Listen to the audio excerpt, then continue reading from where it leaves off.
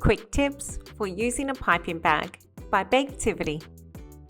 You'll need the following tools: piping bags, couplers, your choice of piping tips, frosting, and spoons.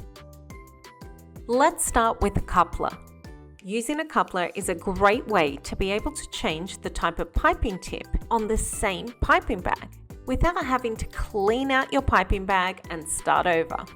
Couplers come in different sizes to accommodate small and large piping tips.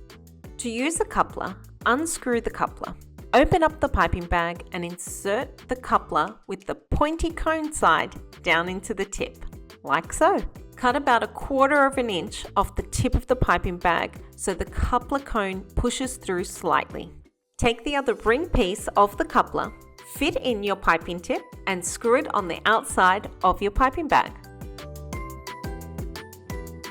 Now you can do the very same thing without a coupler and pop in your piping tip into the bag and go straight from there.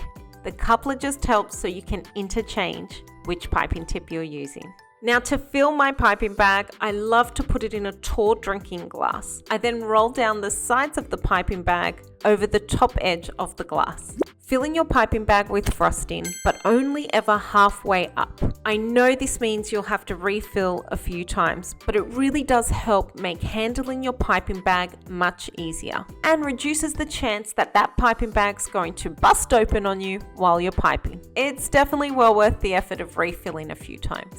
Push the frosting all the way down the bag. You want to avoid having any air bubbles, so move the frosting around with your hand to make sure you get rid of all those little air pockets. Now here's how to hold a piping bag.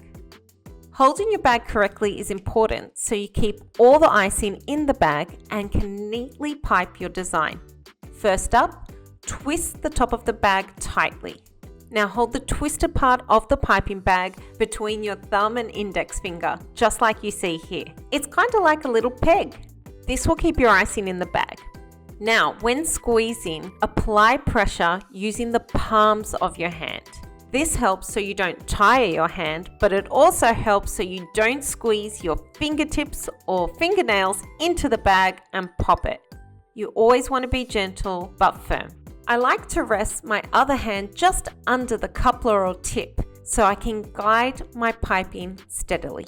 Learning to pipe takes practice, so practice, practice, practice. I promise you, each time you'll get better and better.